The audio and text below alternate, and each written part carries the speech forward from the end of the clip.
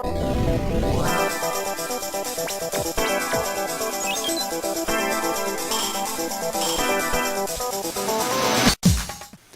sou prefeito de São Cristóvão do Sul, no segundo mandato consecutivo. E eu fui prefeito de 96 a 2000 também. E falar para vocês, em especial a vocês acadêmicos da área de administração pública, é um prazer muito grande. E eu fico feliz por saber que tem jovens que acreditam na administração pública, que acreditam na possibilidade de uma gestão pública ética, honesta, para o desenvolvimento.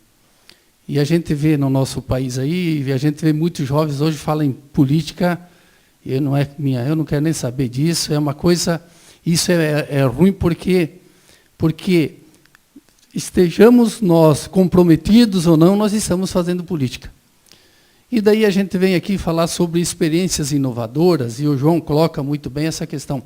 Pessoas que fazem a diferença, e eu acredito que no mundo que nós vivemos, as pessoas fazem a diferença. Quando você vê, e me permitem aí, eu vejo pessoas e mulheres catarinenses, né? Aquela que ultimamente morreu lá no Haiti, ela fez a diferença. Ela podia simplesmente ser médica, e a função dela, ela ganhava muito bem, mas ela fez a diferença. Porque ela foi além daquilo que por ela era permitido com a sua profissão, mas ela foi além.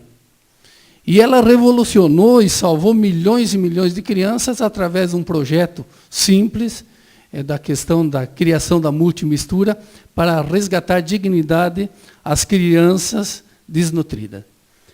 Então, eu gostaria de falar aqui, e eu vou fazer uma pequena introdução, depois a parte técnica toda, o Rui, que é secretário da administração, e o Ricardo, que é assessor jurídico efetivo da prefeitura, vão ser corresponsáveis na apresentação da questão das obras, enfim, daquilo que nós proporcionamos de forma organizada, planejada, com uma boa equipe. Prefeito nenhum é bom ser uma boa equipe, onde nós procuramos desenvolver o município de São Cristóvão.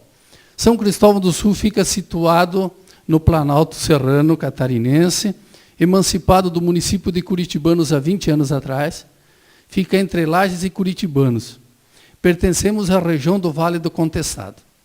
Acho que vocês muito viram falar da história e da Guerra do Contestado. E os resquícios, até hoje, permanecem naquela terra, Contestado, pela circunstância da exploração que aconteceu e de toda a sistemática de exploração daquela região. Então, nós vivemos assim um ciclo importante no município de São Cristóvão, onde iniciou com os grandes fazendeiros, né? Depois veio a Guerra do Contestado, lá em 1914, onde o caboclo se organizou na luta da defesa da sua posse, lá onde ele morava. E, infelizmente, foram vencidos. E depois, lá nos meados de 40, 50, principalmente, foi o grande período da exploração e do extrativismo da madeira do pinheiro da araucária. E por que eu quero falar isso a vocês? Porque, vejam bem, aí naquela época ainda São Cristóvão pertencia a Curitibanos. Nós tínhamos lá na região mais de 120, 130 serrarias, onde praticamente dizimaram a floresta do pinheiro da araucária. Muitas das grandes obras em Brasília foram construídas pelos pinheiros da nossa região. E lá se explorou aquele pinheiro e ficou o resquício dos que ganharam muito dinheiro e foram embora, Curitiba, Florianópolis, investiram nos grandes centros, e a situação de pobreza daquele povo caboclo da região do Contestado permaneceu ali porque não tinha como sair dali. Então, nós vivemos aí um período, e eu estou falando isso por quê? Porque o nosso IDH é diferente lá de Siderópolis, que vem de uma região totalmente diferente. O IDH de São Cristóvão é baixo, né? Nós somos considerados dentro do estado de Santa Catarina como uma região das mais pobres, né?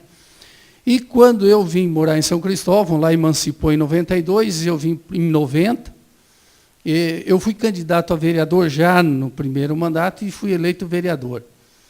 E eu gostaria, assim, eu vou falar isso para vocês, porque a minha formação foi uma formação, e o meu curso superior é Estudos Sociais. E a gente via aquela situação de miséria, de pobreza dentro da realidade, e que a gente teria que fazer alguma coisa para resgatar a possibilidade de dignidade humana àquela população. E já em 96 eu fui candidato a prefeito, fui eleito numa circunstância bastante complexa. Existia, e existe ainda lá o Grupo Gaboardi, mas na época existia o Grupo Gaboardi que detinha 92% da economia da cidade. É como o grupo maior empregador, praticamente o único.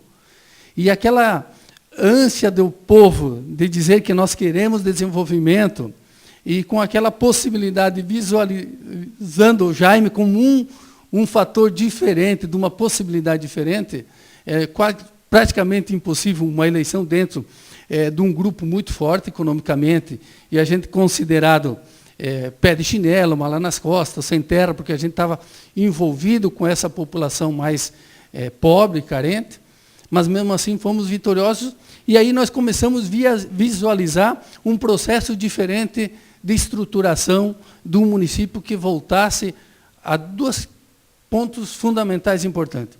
O resgate da dignidade humana, aquela população que ainda vivia em situações de miséria, em barracos, se falar até o pessoal pode pensar que é uma coisa de outro mundo, não, pessoas que moravam, muitas famílias, debaixo de lonas, coberta de lona, né? Então era uma situação. E a outra situação era a possibilidade de trazer o desenvolvimento para a geração de emprego que viesse a trazer competitividade com os demais, ou praticamente com o único grupo que existia na cidade, para assim poder possibilitar. E o auge daquela população e a vontade daquela população, nós queremos emprego. Não é que eles queriam somente emprego, nós queremos um emprego que vai competir com salários dignos a todos nós, que se nós sair daqui, nós não temos lugar nenhum para ir, ou para fazer, ou para trabalhar. E aí nós procuramos, então, fazer essa administração, criar uma estrutura que possibilitasse e que o poder público também fosse corresponsável pelo processo de geração de emprego e renda para aquela população. E aí nós criamos as áreas industriais, criamos projetos na área social, está aqui que é importante, nós fomos o primeiro município da região do Planalto Serrano a criar o programa Saúde da Família, com pessoas, com médicos cubanos, na época, vindo para São Cristóvão, para possibilitar aquilo que eles passaram para nós, que o maior problema da saúde era hábitos, costumes de higiene e hábitos de alimentação, seja ela que geravam aquela problemática muito grave também na área da saúde, né? E também fomos o primeiro município a criar o programa de renda mínima. Renda mínima, sim, porque o que a criança precisava? Aí o pessoal dizia, vocês estão criando um programa assistencialista. Nós estamos criando um programa que dá dignidade à criança, que ela possa ter dignidade.